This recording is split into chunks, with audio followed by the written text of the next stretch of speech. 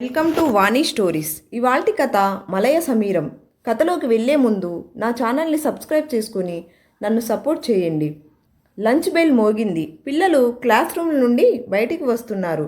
టీచర్లు ఒక్కొక్కరుగా అలసిపోయిన ముఖాలతో కాళ్ళేడ్చుకుంటూ రూమ్కు చేరుకున్నారు. ఓ చేతిలో బుక్స్, టీచింగ్ లెర్నింగ్ మెటీరియల్, మరో చేతిలో పాయింటర్తో వడివడిగా అడుగులు వేసుకుంటూ స్టాఫ్ రూమ్కు వచ్చింది సమీర. ఉదయం వచ్చినప్పుడు ఎంత చలాకీగా ఉందో ఇప్పుడు అంత చలాకీగా ఉంది.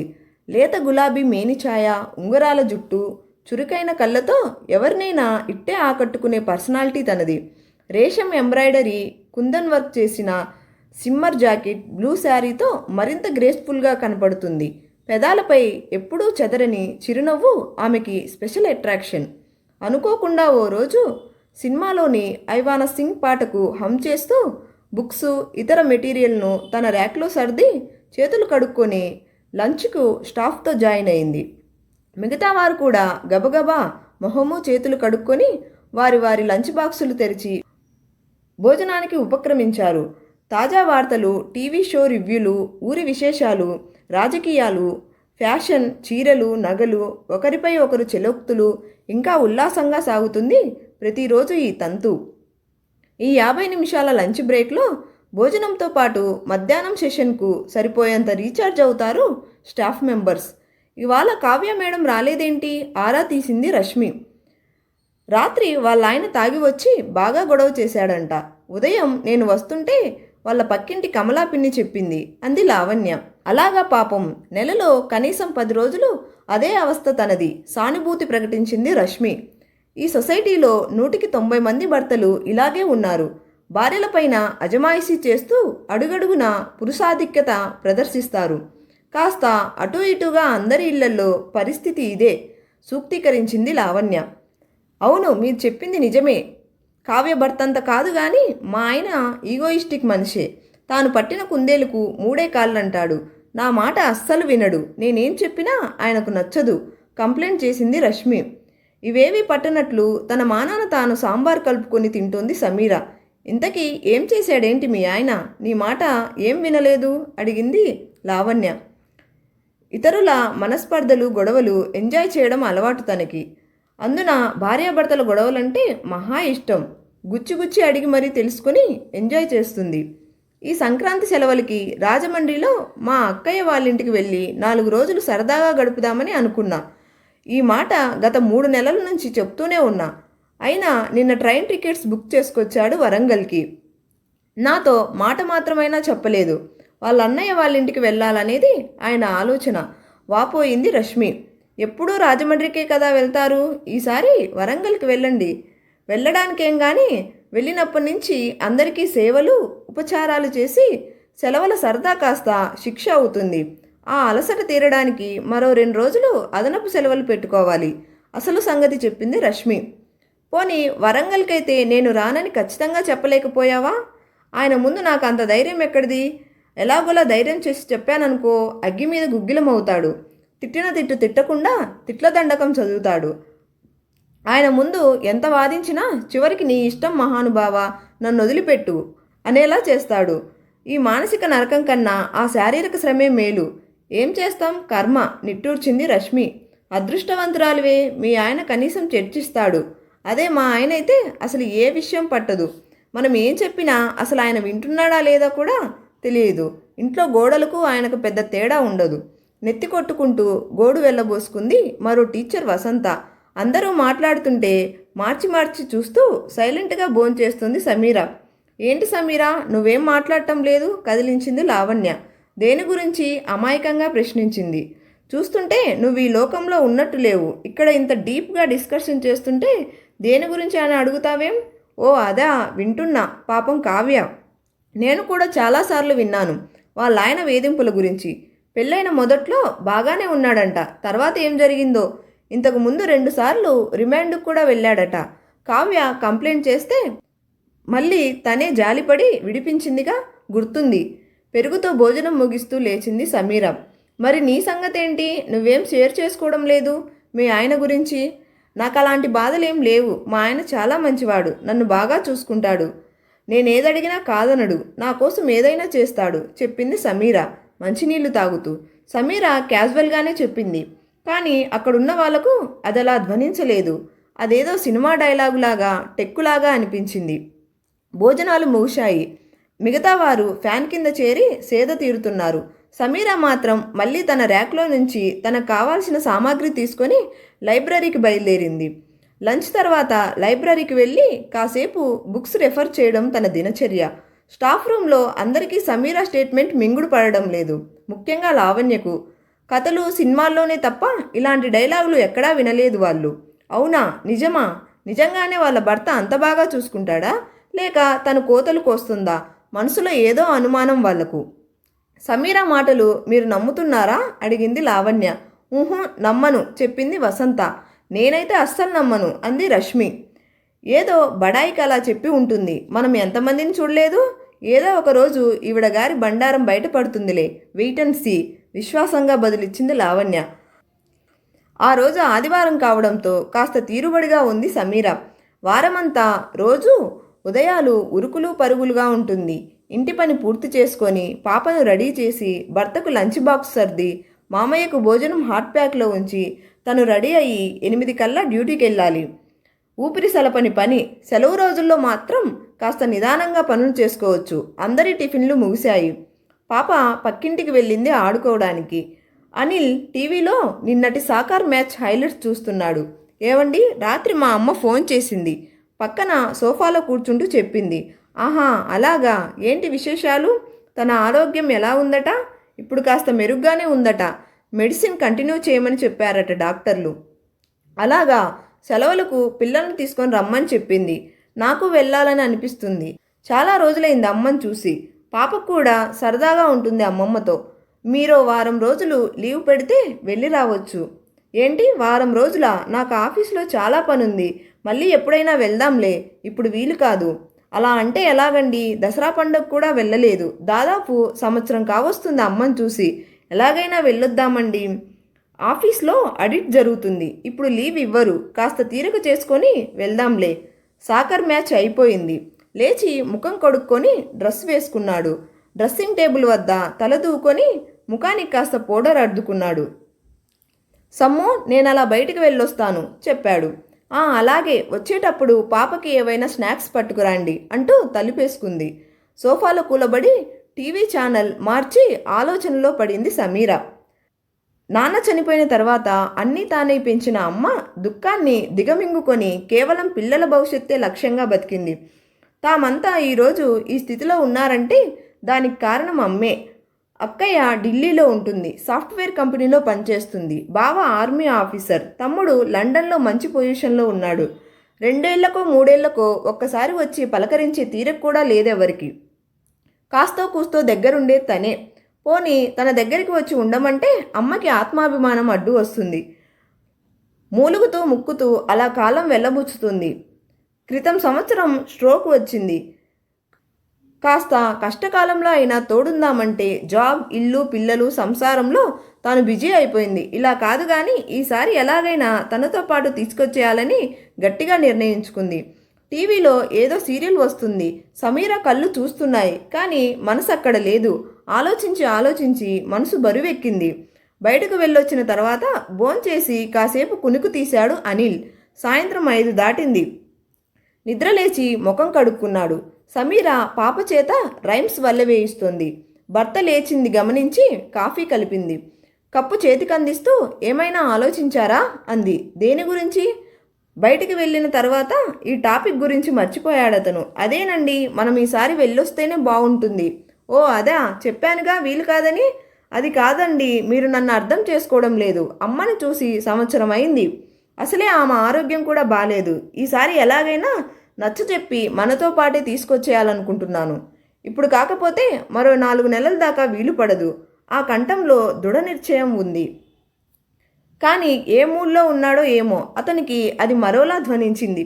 ఏంటి అర్థం చేసుకునేది? ఆడిట్ ఉంది, లీవ్ ఇవ్వరని చెప్పాను. ఉదయం నుంచి చూస్తున్నాను. ఒకటే చెప్పిందే చెప్పి విసిగిస్తున్నావు. విసుక్కున్నాడు. ఏం చెప్పాలో అర్థం కాలేదు సమీరాకు. పోనీ ఓ పని చేద్దామండి, నేను పాప వెళ్ళి ఓ 4 రోజులుండి వస్తాం. ఆల్టర్నేట్ ఆప్షన్ చెప్పింది. నాన్నకు ఆరోగ్యం బాలేదు, నాకు ఆఫీస్ వర్క్ హెవీగా ఉంటుంది. ఈ టైంలో నువ్వు వెళ్తే ఇక్కడ పరిస్థితి ఏంటి? ఏమైనా అర్థమవుతుందా నీకు అసలు? హెచ్చరించిన స్వరంతో చెప్పాడు. ఎలాగోలా మేనేజ్ చేయండి, 4 4 రోజుల్లో వచ్చేస్తాగా. కోపం నశాలానికంటింది అనిల్కి. ఓవైపు తాను వద్దంటుంటే పంతంగా వెళ్తానంటోంది. నీకు రాను రాను అహంకారం ఎక్కువ అవుతోంది. నేను వద్దని చెప్తుంటే ఏమిటి మొండితనం? అమ్మాయి మంచిది, అనుకువగా ఉంటుంది అని చెప్తే నిన్ను చేసుకున్నాను. నువ్వింత మొండిదానివని తెలిస్తే చేసుకునేవాడిని కాదు. అసలు మీ భావన అనాలి. ఇంత అహంకారిని పట్టుకొని వినయం, విధేయత, నమ్రత, అనుకువ అంటూ కళ్ళబోలి కబుర్లు చెప్పి నిన్ను నా కంటగట్టారు. ఏ మాట వినవు, అర్థం చేసుకోవు. పైగా నువ్వు పట్టిన కుందేలుకి 3 కాళ్ళంటావు. వితండవాదం చేస్తావు. నీకంటే ముందు వచ్చిన ఆ పల్లెటూరు సంబంధాన్ని చేసుకున్నా బాగుండేది. పెద్దగా చదువుకోపోయినా కనీసం నా మాటైనా వినేది. నిన్ను చేసుకున్నాను చూడు, నా చెప్పుతో నేను కొట్టుకోవాలి. హిస్టీరియా వచ్చిన వాడిలా అవి ఇవి అన్నీ కలిపి అలా పిచ్చిగా అరుస్తూనే ఉన్నాడు అరగంట దాకా. సమీర మౌనంగా ఉండిపోయింది.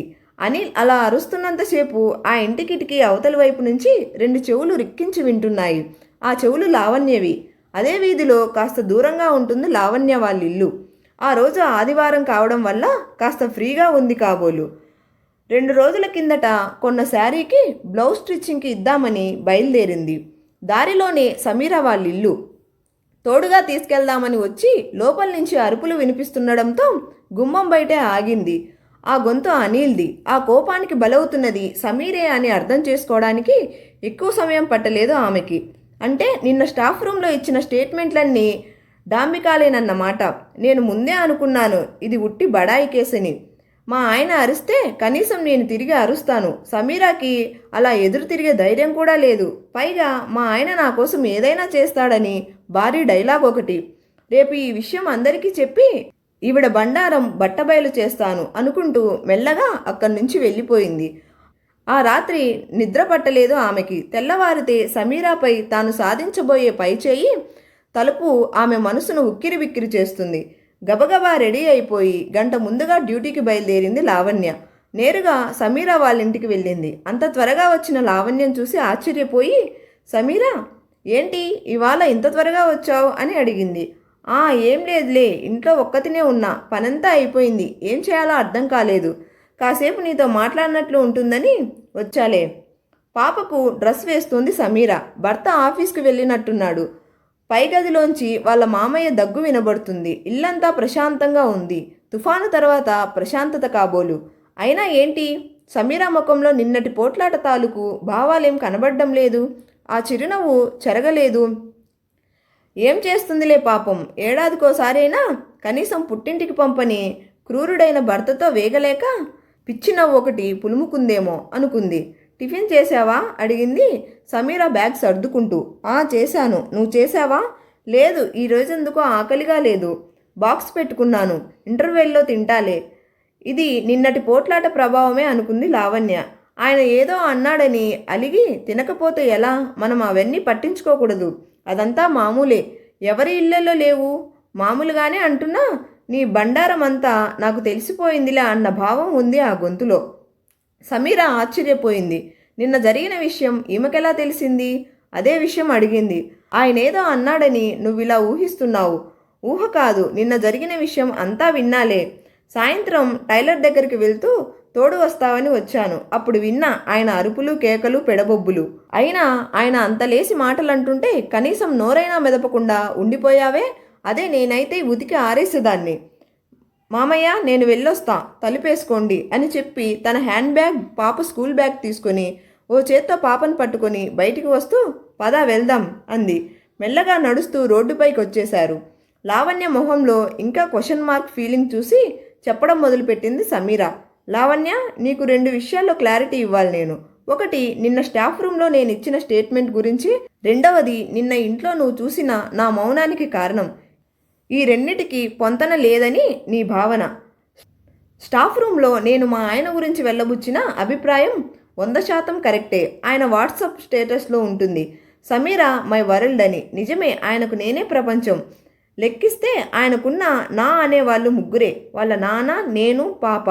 రేపో మాపో అనుకుంటూ మరణశయ్యపై ఉన్న వాళ్ళ నాన్న తిరిగి ఆరోగ్యంగా అవ్వటం, తన ఆఫీస్లో ప్రమోషన్ తెచ్చుకోవడం, ఆర్థిక కష్టాల్లో ఉన్న కుటుంబ పరిస్థితి నిలదొక్కుకోవడం, వీటన్నిటికీ కేంద్ర బిందువు నేనేననే ఆయన నమ్మకం. అందుకే నేనే తన ప్రపంచం అన్నది అక్షర సత్యం. మా ఆయన నన్ను బాగా చూసుకుంటాడు. ఇప్పటిదాకా నాకే లోటు రానివ్వలేదు. ఇక నువ్వు నిన్న విన్నది ఆయన ఫ్రస్ట్రేషన్లో అన్న మాటలే తప్ప పట్టించుకోదగ్గవి కావు. నిజం చెప్పాలంటే నేనే కొంచెం మొండిగా ప్రవర్తించినట్లున్నాను. మౌనంగా వింటుంది Lavanya. For your kind information, ఆయన నిన్న రాత్రి బయలుదేరి మా పుట్టింటికి వెళ్ళారు. మా అమ్మకు ఏం నచ్చజెప్పాడో తెలియదు. ఆమెను తీసుకొని బయలుదేరినట్లు ఇందాకే ఫోన్ చేశారు. ఇన్నాళ్లుగా నేనెంత బతిమలాడినా రాని మా అమ్మను తను తీసుకొస్తున్నాడు నా కోసం. ఇప్పుడు చెప్పు, నేను మా ఆయన నా కోసం ఏదైనా చేస్తారని చెప్పడం కరెక్ట్ కాదా? అవును, కరెక్టే, ఒప్పుకోక తప్పలేదు లావణ్యకు. ఇవన్నీ వదిలేసి నేను కేవలం ఆయన కోప్పడిన విషయాన్ని మాత్రమే 10 మందిలో చెప్పుకోవడం వల్ల నా బాధ చల్లారవచ్చు. కానీ విన్న వాళ్ళందరికీ అది ఎంటర్టైన్మెంట్ అవుతుంది. పైగా ఆయనపై మీ అందరిలో ఓ నెగిటివ్ అభిప్రాయం నేనే సృష్టించినట్లు అవుతుంది. ఓసారి ఏర్పడిన అభిప్రాయాన్ని తుడిచేయడం చాలా కష్టం. ఏ సందర్భంలోనైనా ఆయన మీకు ఎదురుపడితే ఆయనను మీరు చూసే దృష్టి నెగిటివ్గానే ఉంటుంది. ఆయన గౌరవాన్ని, కుటుంబ గౌరవాన్ని కాపాడాల్సిన నేనే ఆయనను చులకనగా చేస్తూ మాట్లాడడం సబబు కాదు కదా. శ్రీకృష్ణుడి గీతాసారాన్ని వింటున్న అర్జునుడిలా శ్రద్ధగా వింటుంది లావణ్య. చెప్పడం కొనసాగించింది సమీర. ఇక రెండవది, నేను మౌనంగా ఉండడం ఎందుకని. మనం ప్రొఫెషనల్గా టీచర్స్మి. మన శిక్షణలో సైకాలజీ ఓ సబ్జెక్ట్. పిల్లల మానసిక స్థితిని అర్థం చేసుకొని వారికి తగిన రీతిలో బోధన చేయడం మన బాధ్యత. టీచింగ్ మన వృత్తి అయినా గృహిణిగా, తల్లిగా కూడా మన బాధ్యతను నిర్వర్తించాల్సి ఉంది. తల్లిదండ్రుల ప్రవర్తన పిల్లల మానసిక అభివృద్ధిపై ప్రభావితం చూపుతుందన్నది మనం సైకాలజీలో నేర్చుకున్న విషయం. నా చిన్నతనంలో మా అమ్మ నాన్న తరచుగా పోట్లాడుకునేవాళ్ళు. వారం రోజుల్లో 4 రోజులు ఏదో విషయంలో గొడవ జరిగేది. దాని తర్వాత కొన్ని గంటల వరకు మేము ఇంట్లోకి వెళ్ళాలంటేనే భయపడేవాళ్ళం. మెల్లగా అడుగులో అడుగు వేసుకుంటూ, తొంగి చూస్తూ, ఎవరు మూడు ఎలా ఉందో అంచనా వేసుకుంటూ బిక్కుబిక్కుమంటూ గడిపేవాళ్ళం. ఇంటికన్నా వీధులే నయం అనిపించేవి. అమ్మా నాన్న ఒకరిపై ఒకరు ఆధిపత్యం కోసం ప్రయత్నించేవారు. అప్పుడప్పుడు ఆ గొడవ తాలూకు కోపాన్నంతా మాపై చూపించేవారు. నేను నా పిల్లల విషయంలో అది రిపీట్ కానివ్వదలుచుకోలేదు. ఒక టీచర్గా క్లాస్ రూమ్లో సైకాలజీని ఎలా అన్వయించుకుంటామో, ఒక గృహిణిగా, తల్లిగా పిల్లల లేత మనసులు గాయపడకుండా చూసుకోవాల్సిన బాధ్యత నాపై ఉంది. మాటకు మాట బదిలిస్తే చిలికి చిలికి గాలివాన తుఫాన్లా మారినట్లు పోట్లాట పెద్దదవుతుంది. మాట అనుకుంటూ పోతే వాదన అవుతుంది. వాదనలో ఒకరు గెలవచ్చు, కానీ మనసుల మధ్య అంతరాలు పెరుగుతాయి. ప్రేమ స్థానంలో కోపాలు, ద్వేషాలు పెరుగుతాయి. చివరకు మిగిలేది శూన్యం. ఆ కాసేపు సైలెంట్గా ఉన్నంత మాత్రాన నా కిరీటం ఊడేదేమీ లేదు. తల్లిదండ్రులుగా పిల్లల మానసిక వృద్ధి మన బాధ్యత. అదే వారి బంగారు భవిష్యత్తుకు బాట వేస్తుంది. I hope you understand. ఈ టాపిక్ ఇక ఆపేద్దామంటూ ముగించింది. అప్పటిదాకా Sameera is the best teacher who teachers from the heart, not from the books అని వినడమే కానీ తెలియలేదు. ఇప్పుడు ప్రత్యక్షంగా చూసింది లావణ్య. తనెంత కుస్థిత మనస్తత్వంతో ఉందో, అందరికంటే సమీరా ఎంతటి ఉన్నత వ్యక్తిత్వాన్ని కలిగి ఉందో అర్థమైంది. పాప ప్రీ ప్రైమరీ స్కూల్ వచ్చింది. పాపను ఆయాకు అప్పగించి బయలుదేరారు. స్కూల్ దగ్గర చేరుకున్నారు. ప్రేయర్ బెల్ మోగింది. అసెంబ్లీ మొదలయ్యింది. ప్రేయర్ అంశాలు ఒక్కొక్కటి పూర్తవుతున్నాయి. అవేవీ తెలియడం లేదు లావణ్యకు. ఆమె మనసంతా సమీరాను అభినందించడంలో మునిగిపోయి ఉంది. జనరల్ సెల్యూట్ అన్న మాటతో ఈ లోకంలోనికి వచ్చింది. సెల్యూట్ చేసింది, కానీ అది భర్త జాతికి చేసే రెగ్యులర్ సెల్యూట్ మాత్రమే కాదు. కుటుంబాన్ని అందంగా మలుచుకొని తనకు సంసార చిదంబర రహస్యాన్ని బోధించిన ఆ మలయ సమీరానికి కూడా. కథ నచ్చినట్లయితే లైక్ చేయండి, షేర్ చేయండి. మరిన్ని కథల కోసం ఛానల్ని సబ్స్క్రైబ్ చేసి నన్ను సపోర్ట్ చేయండి. ధన్యవాదాలు.